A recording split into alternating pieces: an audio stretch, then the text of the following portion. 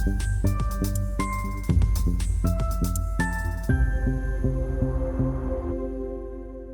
my name is Jesus Vargas, and I'm the founder of LowCode Agency.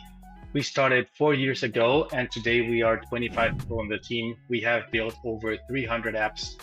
We use Glide, Bubble, Flutterflow, and Webflow to build software and websites using NoCode and LowCode tools. What were the beginnings of your agency like, and why did you choose NoCode? At the beginning, I have always enjoyed building software and being around technology in general, but I am not a software engineer. So I tried many businesses in my life around technology, but eventually, actually 4.5 years ago, I came across Glide. Glide was just launching, and they launched in Product Hunt, and they had on their website this tagline that said, "Build an app from a Google Sheet for free." And I was like, I do understand a Google Sheet, I do understand like a relational database, lookups and stuff like that. So I think I can use this tool to make all the apps that I've always wanted. Like everybody, I get that we always have an idea of we make an app about this topic. So I came across Glide, I started using it, and I completely fell in love. I had been waiting for ages to come across a tool like that, not only to make apps, but to make a business around it. So when I came across Glide, I started using it. Build a couple apps, and I was like, this is it. Like this is what I want to do. So I'm going to focus on building a business around this and not becoming like a freelancer only, but building a business around specifically Glide back then. Um, but yeah, that's basically how I came across Glide specifically. I checked out the other tools back then, Bubble and Adalo and a few others, but I really liked Glide's offering. And for the first few years of the agency, we stuck only with Glide, and we were building only using Glide. What were you doing before launching the agency?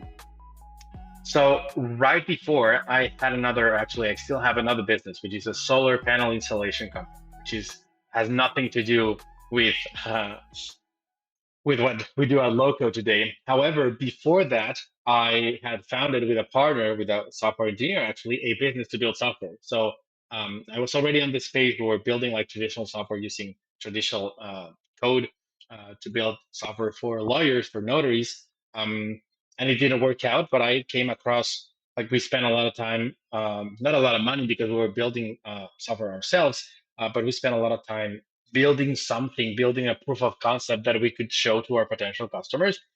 And eventually, after months of building, we found out that these customers were not our customers; they were not willing to pay for a product like this. So it was a good learning experience that back then didn't make a lot of sense, but now, especially when we get clients trying to build a quick proof of concept and MVP, it makes a lot of sense that we can build something in a month and they can launch and get feedback and get users. What were the challenges you encountered with NoCode? I mean, related with local market, industry, competition, clients? I mean, there were a few, and there are a few today. I think that the industry in general has evolved quickly. So back then, 4 years ago, a lot of no-code and low-code tools were very limited in terms of what you could do, in terms of integrations, automations, security, compliance, stuff like that. So we've seen like this trend of the clients that we were targeting 4 years ago are definitely not the clients that we are targeting today. Because today you have tools like Bubble, like WeWeb that are SOC 2 compliant. Some of them are HIPAA compliant. Um, they have single sign-on functionalities. So now you can target other types of businesses. But back then, the platforms were very limited. Like back then, specifically with Glide, you could only use a Google Sheet as your data source, and you could have like up to 20,000 records, right? So when either a lead or a client came with specific needs to have more data, or they wanted to do certain things, you couldn't do those things in Glide or certain other tools. So that, I think that has evolved, and nowadays we see very robust no-code and low-code tools that can scale to millions of records, like Glide, Zano as a backend. There are platforms that allow you to have like SQL databases on the backend and really scale. The other one, and then in that sense, is like more depending on the tool. the UI and the UX, right? So some of them are very limited in terms of what you can do, but now at the same time you have something today like Bubble or Flutterflow that you can do pretty much anything in terms of design and UI and UX. So that's another thing that previously might have been an issue and today it is not. I think that the main challenge still today is the lack of knowledge about no-code and low-code in general, especially in businesses.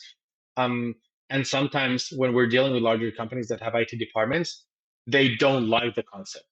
They want to code things themselves from scratch because of how they learned to code 15, 20, 30 years ago. So there's a lot of resistance from IT departments in larger businesses. Um, but that is something that eventually will change, and probably the new generation of software developers that eventually will end up being leaders in IT departments in large companies in the next few years. They will embrace no-code and low-code as part of their day-to-day work and how they will build apps for the businesses that they're working for. Going back to the agency, can you describe any significant milestones you've reached so far? So yeah, I mean, I think we've built a lot of apps. At the beginning, we were building only Glide apps, and with Glide, you can build very fast. So in these 4 years, we have built over 300 and something apps in total. That is a huge milestone. And then sometimes when we speak with traditional development agencies that have been around for 15 years, they've made 20, 30, 70 products. And of course, they're targeting a different kind of client.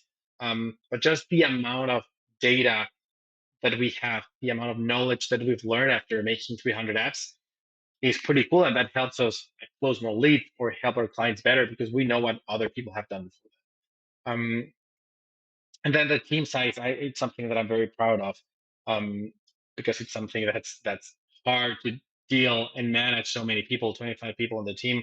It's a big number, and then you need like different things like growing businesses than a smaller business than a 10 people team. Um, and then another big milestone that I'm also very proud of is the some clients that we've worked with. We've worked with Coca-Cola, with American Express, with Zapier, with a couple other Fortune 500 companies that are not only like nice logos to have on our website, but also prove that these larger world-known companies have no-code and low-code apps inside of their businesses working for them. And that like validates and is a proof that no-code and low-code scales and that you can implement that in any type of business.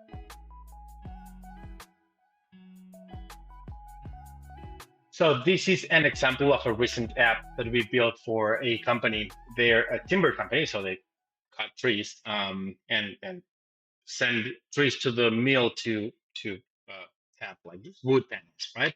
So this is an interesting app because you can see here in my left top sidebar we have a lot of different user roles. We have the admin, the driver, the crew, the forester, the landowner, and the accountant. So in this case, they were managing this company with spreadsheets and paper. So we spent a lot of time understanding their workflow in order to be able to convert their business into a business app, right? So nowadays, everything that happens in the company will be here. And that way they can have traceability of in terms of what is happening, how is the business working. So let me show you quickly. I'll start here with a landowner view. So as a landowner, you have pieces of land, right? So as a landowner, you will see your tracts. These are the pieces of land that they own, and they can see what is coming out of their truck, how many loads, which products are coming out, the location of their truck, and then the specific loads that are coming out um, of their land. They can see the products again. They can see the destination mill where are they sending these trees, and the delivery history. Now, if I show you the forester view, this is what the people actually on the land are, the workers on the land, right? So they will be able to add a new tract and then um, manage here the different tracts. So let me show you one that has some data, something like this one. So in here, they will be able to add products. Um, so we have like the add new product. Oh, maybe you will cut this. I'll start working on this screen. So as a forester, they can manage their tracts. So they can see how many loads they have out of that piece of land.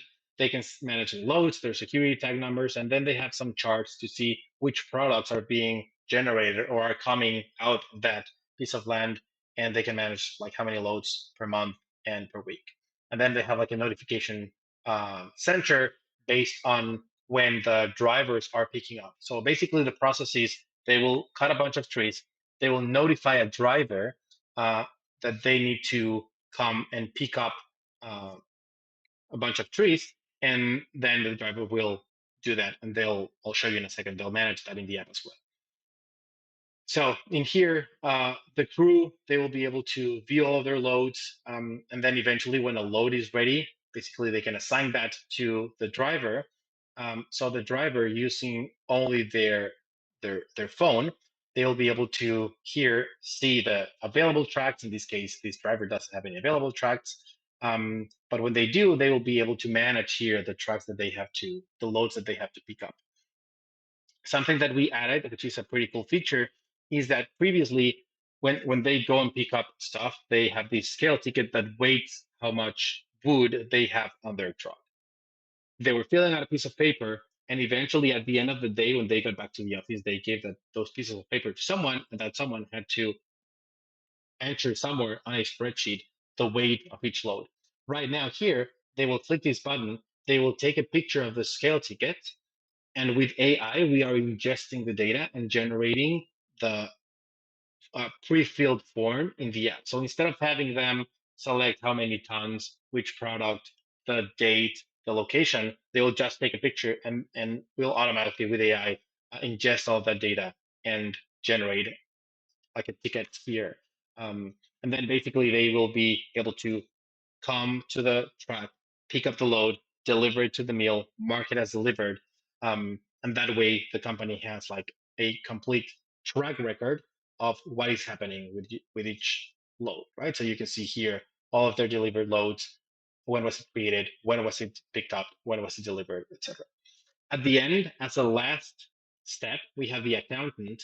And now the accountant can do their work here because they have the information, all the information that they need in order to generate what they call settlements. So for example, here we have a settlement for a specific tract that they can export as a PDF or a CSV. And here you can see all of the products that they got out of that tract, the rate, and then all of the individual load details, the destinations of the different meals, the different product, how many miles the drivers drove, like units, tons. So in one view, without having to do any additional data entry, the account can see how profitable each tract is. Previously, they were like aggregating a bunch of papers, voice notes, calls, etc. Nowadays, from the app itself, the final destination, which is the account managing payouts, payments, bills, and invoices, can do that from the app itself. So it's a large app that handles everything from managing a piece of land all the way to loads, products, meals, etc. So we built this app in 5 to 6 weeks. For one of the largest timber companies in the US. So this will definitely revolutionize how they manage their business. They now have a lot of visibility, full visibility of where all their workers are, all of their loads, all of their timber, all of their products. And at the end, the most important thing, they can manage payouts, payments, invoices through the app itself, something that previously it took them days, sometimes even a week to get to a point where they could generate a report of uh, of a tract of land. So super excited. They're very excited, and we're very excited to see how they start using the app. And they're already thinking about new ways we can use AI to enhance the functionality of the app and add additional features so that they can concentrate a lot more data in the app and have like a one shop stop to manage their whole business. So, from your perspective, how has no-code changed the way we create software? Let's compare it to the traditional software development. So I will probably sound very repetitive to all of your other guests, but I think speed, speed is amazing. Like it's crazy how fast we can build, and we get used to building apps in days and weeks. But every time we speak with a customer and they're looking either to build an internal solution that will take 9 months, they'll spend hundreds of thousands of dollars, and then they come to us and they'll spend 4 weeks building something for 20% of what they were quoted. People get very impressed. And that is something that is the huge advantage that is happening today. And we have to showcase that to our prospective clients and leads. Like we will be built faster than any other option. That means that you can go to market faster, you can test something faster, you can fail faster, which also is good. Stop spending money on something that will not go anywhere. So I think that speed, obviously price, because like those two are linked, right? If you can build faster, it'll be cheaper. You'll spend less resources either internally or hiring someone else to do something for you.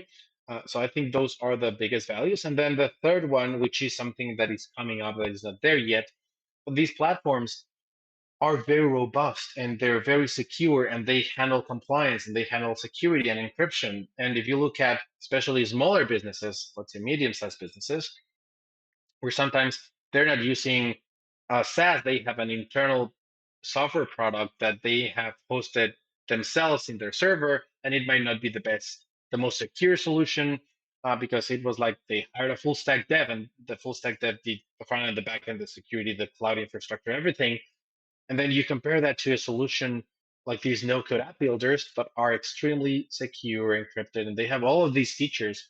It just makes sense to spend a few $100s a month, pay Glide, pay Bubble, pay Weave for the platform, and you get like state-of-the-art, enterprise-grade solutions for a couple $100s. So that's something that we're starting to see, and as these platforms get better in terms of compliance and security, will become like a huge advantage compared to traditional software development. Yeah, this was actually my next question about an example where no-code gives us a distinct advantage over traditional software development. Is this the security, right? Yes, I think that we've come across apps, internal applications at older and medium-sized businesses that, for example, only one user can use them at a time, and they're hosted in their local server that nobody knows how to touch, nobody knows how to manage it. Um, it gets old. It gets old very quickly, right? You can see that the app's a little bit clunky, the user interface is strange, it might not be the most secure solution, and then you have these no-code platforms that the design gets better by themselves. Like if you look at Glide, Glide has become better designed without us, the builders, the agencies, the app owner having to do anything. So that design is something that these platforms bring a lot of features for a very low price. But I think that one that is very important, very concerning, especially today with all of the challenges with security and how AI will change how we uh, and brain security. I think that these platforms provide a lot of value there in terms of not having to think, where are you hosting your data? Is it secure? Is it being backed up? The platform handles all of that for you. And that is something that has a lot of value for business. And how about some common misconceptions about no-code, and how do you address them? I think that the most common misconception about NoCode and LowCode is that it doesn't scale. And it might have been true a few years ago, but now if you look at something like Zano, you can have unlimited records. If you look at something like Supabase, which is the backend that we use when we're building Flutterflow apps, you can have 100,000 users a month and just pay $25 a month. If you look at um, if you're hosting your data in a SQL database and have 10 million records, you can connect it to a Glide app and build an app in a few hours. So that I think that was a valid point a few years ago that nowadays is no longer true. And I think that's still the biggest misconception because maybe there was a lot of content a few years ago about NoCode doesn't scale. Nowadays, that's not the case. So yeah, it's hard to find a project where NoCode and low-code tools won't work. What are your predictions for the future of no-code in the upcoming years? I mean, any trends or technologies that you are excited about? I think that no code right now it is already very close to AI because when you use artificial intelligence to build an app, at the end it becomes like a no-code app. So I think there'll be something like a merge between AI and no-code, and I think that will be good because traditional software developers might not be excited about no-code, but they are excited about AI. So I think that we'll find some cases where platforms will disappear because AI will be better, will be faster, will be cheaper to use AI to build something than to use a platform. It's not the case, but let's say that eventually you'll spend less time using AI to build something than Bubble, which is not something that I'm assuming will happen, just to give an example, right? And then Bubble wouldn't make sense at that stage anymore, right? So I do think that AI will enhance how no code is adopted.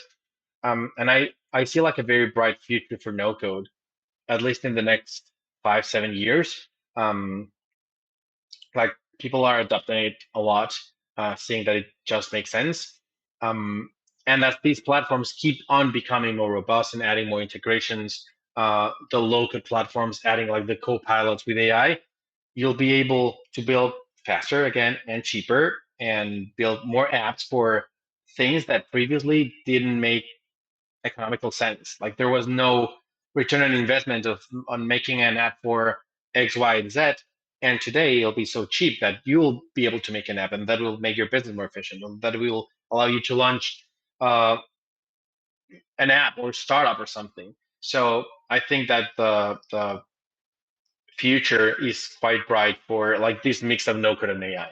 At the end, what advice would you give to the developers that are interested in no-code space? Please give one piece of advice why they should start with no-code and one reason why they should not. I think that today there are so many no code and low code tools. So my advice would be do your research and find the best one for your use case. We have a lot of leads where they think that they should use X platform, and we're like, no, maybe that's not the right platform for you. It won't scale to where you want to go. So there are hundreds of platforms. There are like a couple dozen, let's say 50 platforms out there that are very good, very robust. They've raised money. They're here for the long term. So do your research and try them out and figure out which is the best platform for your use case. And then when shouldn't you use no code? I mean, there's some like specific cases. I haven't seen a good no code solution for Web3 projects, for example. Um, and then you have certain things, maybe like augmented reality, um, 3D stuff that no code is not there yet. I think it'll be eventually. Um, but yeah, there might be certain cases like people are like, can I build Airbnb with no code? And I'll say you can build version 1, 2, and 3 of Airbnb with no code, but eventually at that scale, you will need code, right? So it's good to get started. It might not get you all the way there, but it'll get you way, way, way farther than you think.